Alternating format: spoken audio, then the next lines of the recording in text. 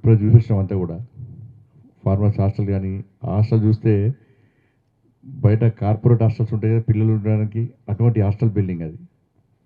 ఆ హాస్టల్ కట్టాల్సిన అవసరం లేదు. కామన్గా మంచి ఆలోచన ఉండాలి కాబట్టి మనం అనుకున్నది సాధించాలి, మనం 10 మందికి సహాయం చేయాలి, వారి ద్వారా సమాజానికి సేవ చేయించాలని ఒక ఆలోచనతో ఉన్నప్పుడు మాత్రమే ఇటువంటి మంచి మంచి ఆలోచనలు వస్తాయి.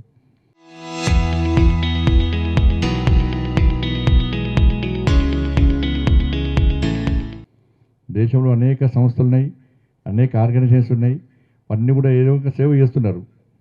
కానీ నిజాయితీతో, నిబద్ధతతో, కమిట్మెంట్తో, ఒక కసితో, ఒక సంకల్పం తీసుకొని పనిచేస్తున్నాం కాబట్టి వచ్చిన రైతులకు అన్ని సౌకర్యాలు అందించాలి, వాళ్ళకి ఏ ఇబ్బంది కాకుండా వాళ్ళను మంచి రైతులుగా తయారు చేసి అవసరం వస్తే వాళ్ళనే శాస్త్రవేత్తలుగా తయారు చేసి రేపు సమాజానికి అందించాలని చెప్పి ఆలోచనతో వచ్చిన వాళ్ళకి వసతి కల్పించడానికి ఆ హాస్టల్స్ కట్టిన నిజంగా హ్యాట్స్ ఆఫ్, అద్భుతం అది. హాస్టల్స్ రూమ్స్ అటాచ్డ్ అన్నీ ఉన్నాయి దానికి. కార్పొరేట్ హాస్టల్ను మహిమనిపించే విధంగా హాస్టల్స్ ఉన్నాయి. అలా ఫుడ్ ప్రాసెసింగ్ నుండి పోయినాం మేము, ల్యాబ్ పోయినాం మేము. పోతే కూడా అలా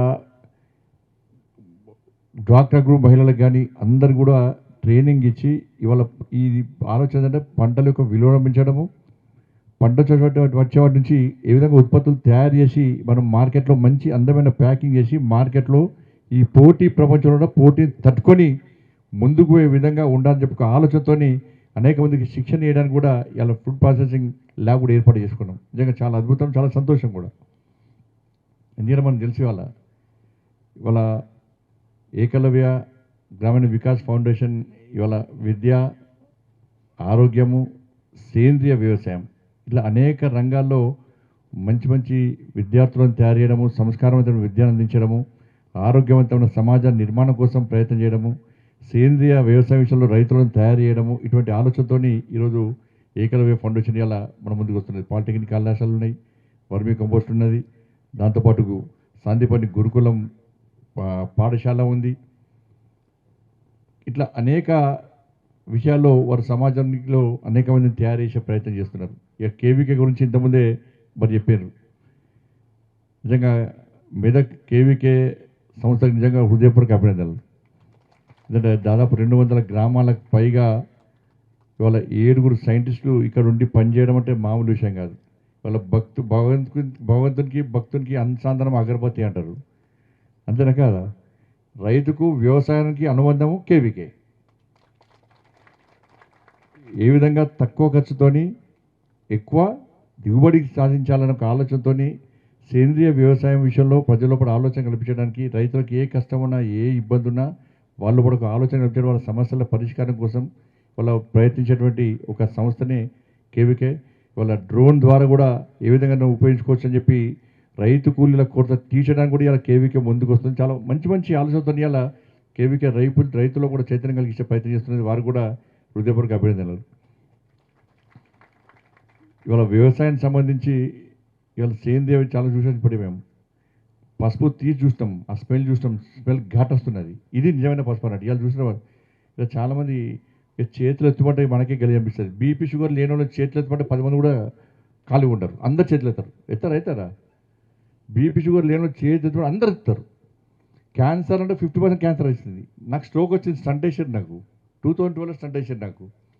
నన్ను చూడడానికి చాలామంది వస్తుండే, వచ్చి బెల్లంగా చెవులు చెప్తుండే నాకు కూడా స్టంట్ వేసారనా అంటుండే. వచ్చిన 100 మందిలో 50 మందికి స్టంటే. కాబట్టి దీని అంతటి కారణం ఏంటంటే మనమే.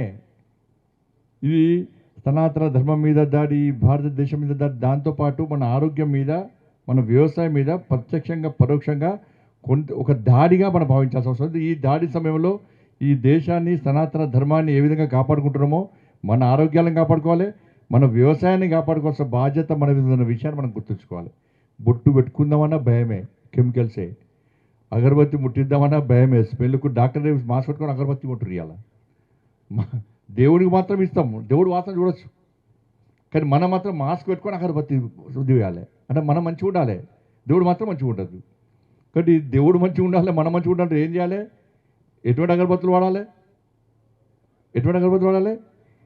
కెమికల్స్ లేని అగరబత్తి వాడాలి. బొట్టు మనం పెట్టుకోము, దేవుడు మాత్రం పెద్ద పడతాం బొట్టు మనం. ఎందుకంటే దేవుడు ఏమో మా సమయం లేదు. ఇక మనం మాత్రం మనం మరకవద్దు, అందంగా ఉండాలి అని. అవునా కదా? ఇందులో నేను రవీంద్ర అదే మాట్లాడుకున్నాం మేము. కాబట్టి ఆ బొట్టు కూడా అమ్మవారికో స్వామివారికో బొట్టు పెట్టాలంటే వారు కూడా మంచిగా ఉండాలంటే ఏం బొట్టు వాడాలి? కెమికల్ లేని బొట్టు వాడాలి. ఎందుకంటే మీ సెంటిమెంట్ చెప్పకుంటే మీరు వింటారు. అబ్బో, దేవునికి మనకు సెంటిమెంట్ చెప్తేనే వింటారు, లేకుంటే వినరు. కాబట్టి ఇటువంటి విషయంలో మనం జాగ్రత్తగా మనం ఉండాల్సిన అవసరం ఉంది. ఎందుకంటే ఇలా రైతుల పరిస్థితి చాలా దయనీయమైన పరిస్థితి. ఇవాళ ఒక సాఫ్ట్వేర్ ఇంజనీర్కు శాలరీ ఎంత అంటే ₹1,00,000 ఒక సాఫ్ట్వేర్ ఇంజనీర్కు. వాళ్ళ రైతుల పరిస్థితి అంటే ఒక రైతుకు నెలకు కనీసం 10 నుంచి 12,000 రూపాయలు కూడా ఆదాయం లేదు వాళ్ళకు. అంటే ఒక సంవత్సరంలో రైతు సంపాదించేది ఒక సాఫ్ట్వేర్ ఇంజనీరు ఒక నెలలో సంపాదిస్తున్నాడు. అందుకే సాఫ్ట్వేర్ రైతులందరూ ఇలా వ్యవసాయాన్ని పక్కకు పెట్టే పరిస్థితి వచ్చింది వాళ్ళు. అందుకే నరేంద్ర మోడీ గారు రైతులందరినీ ఒక వేదిక మీద తీసుకురావాలి, వాళ్ళంతా వాళ్ళే రాజులుగా తయారు కావాలి, వాళ్ళే అన్ని విషయాల్లో ముందుండాలి, ఈ దళారీ వ్యవస్థ పోవాలని చెప్పి దేశవ్యాప్తంగా 10,000 FPOలను తయారు చేసే ప్రయత్నం చేసి దాని సక్సెస్ అయినా కూడా మనం ఇక్కడ 2 FPOలు ఇక్కడ 2 FPOలు ఉన్నాయి. దాదాపు 7,000 కోట్ల రూపాయలు మనం దాన్ని ఖర్చు పెట్టాం. మనం 7,000 కోట్ల రూపాయలతో 10,000 FPOలు మనం తయారు చేసినాం. ఇవాళ ఈ దేశంలో 60 కోట్ల మంది రైతులు ఉన్నారు. తెలంగాణ రాష్ట్రంలో 60 లక్షల మంది ఉన్నారు. ఇవాళ రైతు కుటుంబాలన్నీ కూడా నీకెందుకు నాన్న ఇబ్బంది, ఎన్ని రోజులు వ్యవసాయం చేస్తావు, వద్దు నువ్వు పక్కకు వచ్చేసేయి, నువ్వు రెస్ట్ తీసుకుందురా, నువ్వు నాతో ఉందురా అని చెప్పి వ్యవసాయాన్ని వాళ్ళ కుటుంబ సభ్యులే వాళ్ళ పిల్లలే బంద్ చేయించే పరిస్థితి వచ్చింది వాళ్ళ. కాబట్టి ఇటువంటి పరిస్థితి రావద్దు. అలా రైతు బాగుంటేనే మనం బాగుంటాం. ఏదో ఉంటారు శాస్త్రం ఉంది కదా, ఎద్దు ఏడ్చిన వ్యవసాయము, రైతు ఏడ్చిన రాజ్యం ఎప్పుడు బాగుపడదు చెప్పండి. రైతు బాగుంటేనే మనం బాగుంటాం. కాబట్టి ఇటువంటి సందర్భంలో ఇవాళ నరేంద్ర మోడీ గారి ప్రభుత్వం ఇవాళ రైతుల విషయంలో ప్రత్యేకంగా చొరవ ఉన్న కూడా బడ్జెట్లో చూడండి 1,50,000 కోట్ల రూపాయలను పోయినసారి కంటే 5% అదనంగా ఈసారి రైతు సంక్షేమం కోసం ఇవాళ వ్యవసాయం కోసం ఇవాళ నరేంద్ర మోడీ ప్రభుత్వం అదనంగా బడ్జెట్ కేటాయించిందంటే అర్థం చేసుకోవాల్సిన అవసరం ఉంది. ఇవాళ సాయిల్ టెస్ట్ కానీ, కిసాన్ సమ్మాన్ నిధి కానీ, ఇలా కృషి సంచాయ యోజన కింద నీళ్లు కానీ, సాయిల్ హెల్త్ కార్డులు కానీ, ఇలా కిసాన్ క్రెడిట్ కార్డు కానీ, ఒక సంవత్సరానికి ₹1,00,000 తీసుకుంటే సంవత్సరం తర్వాత కేవలం ₹1,04,000 కడితే సరిపోతుంది, కేవలం పావుల వడ్డీ. ఇట్లా అనేక రైతుల కోసం అనేక సంక్షేమ పథకాలు, అనేక కార్యక్రమాలు ఇలా నరేంద్ర మోడీ ప్రభుత్వం చేస్తున్నది. ఎంఎస్పీ చూడండి, అప్పుడు ఎంత ఉండే, 2014 ఎంత ఉండే, ఇప్పుడు ఎంత ఉన్నది. కాబట్టి డబుల్ అయిపోయింది. రైతు ఆదాయాన్ని రెట్టింపు చేస్తున్నటువంటి మోడీ గారి యొక్క కళ ఇలా నెరవేరుతుంది ఇవాళ.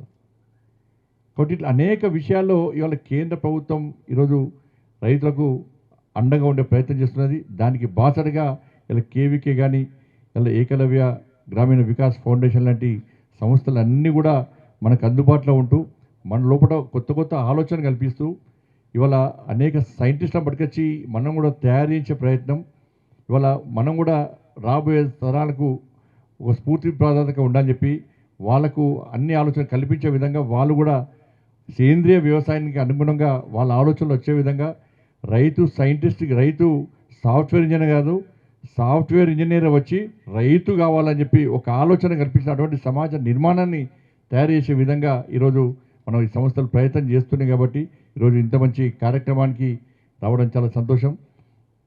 మీరందరూ కూడా ఏదైతే ఆలోచనతో, ఒక ఆశయంతో, ఒక లక్ష్యంతో ఏకలవ్య గ్రామీణ వికాస్ ఫౌండేషన్ కానీ, కేవీకే కానీ పనిచేస్తున్నాయో దానికి అనుగుణంగా మనం కూడా సహకరించాల్సిన అవసరం ఉన్నది. మనం కూడా దానికి అనుగుణంగా వ్యవసాయం చేసుకోవాల్సిన అవసరం ఉంది. కాబట్టి ఆ దిశగా అందరు కృషి చేయాల్సిందిగా మీ అందరికీ విజ్ఞప్తి చేస్తూ ముగిస్తున్నాను. భారత్ మాతాకి జై, జై శ్రీరామ్, జై జవాన్. Local to global news at your fingertips. మీ చేతిలో ఒక ఆయుధం. Download Raa TV app. Media legend Ravi Prakash is back.